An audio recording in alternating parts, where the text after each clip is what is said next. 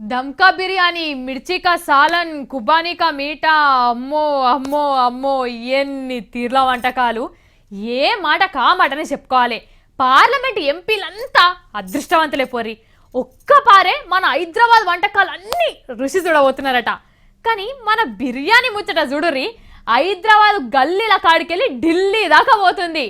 మరి ఆ సంగతి ఏందో మనం కూడా ఒక్క పారి చూసొద్దాం నడురి. చూసిండ్రా మన హైదరాబాద్ బిర్యానీ కథ ఏడికెళ్ళి ఏడిపోతున్నదో.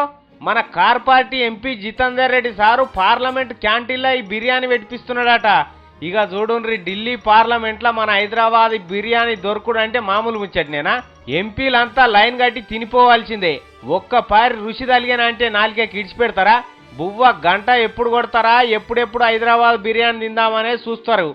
అట్లనే హాట్ బాక్సులు తెచ్చుకొని ఇళ్లలో కూడా పార్సిల్ పట్టుకపోతారో ఏమో. ఇక మన అదృష్టం కొద్దీ Jitender Reddy sir parliament food management కమిటీకి చైర్మన్ అయిండు కదా. గా పదవి తీసుకున్నాడు ఆలస్యమే లేదు, వెంటనే ఈ నిర్ణయం తీసుకున్నాడు.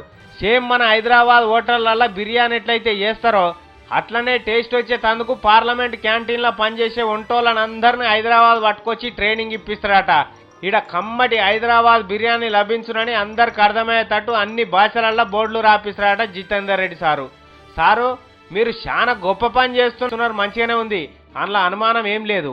కానీ మాదొక్క సలహా సార్, దయచేసి ఇప్పుడు మన హైదరాబాద్లో కల్తీ నూనెలతోని, అదే పశువుల బొక్కలతో తయారు చేస్తున్నారు చూడు నూనె, గా నూనెతో తయారు చేసే బిర్యానీ టేస్ట్ వాళ్ళకి దొరకకుండా చేయండి సార్.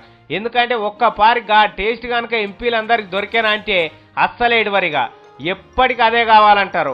గా చేపిచ్చేది ఏదో మామూలు నూనెతోనే చేపిండ్రి, సరేనా?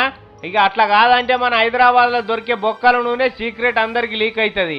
వెనకసీరు మాకు కావాలని అందరు మీ ఇంట పడతారు సార్. అవన్నీ పరిశానలు ఎందుకు? ఊకే సప్పుడు చేయక మామూలు కాటన్ నూనెనో పల్లి నూనెతోనో చెప్పి ఒడిచిపోతుంది.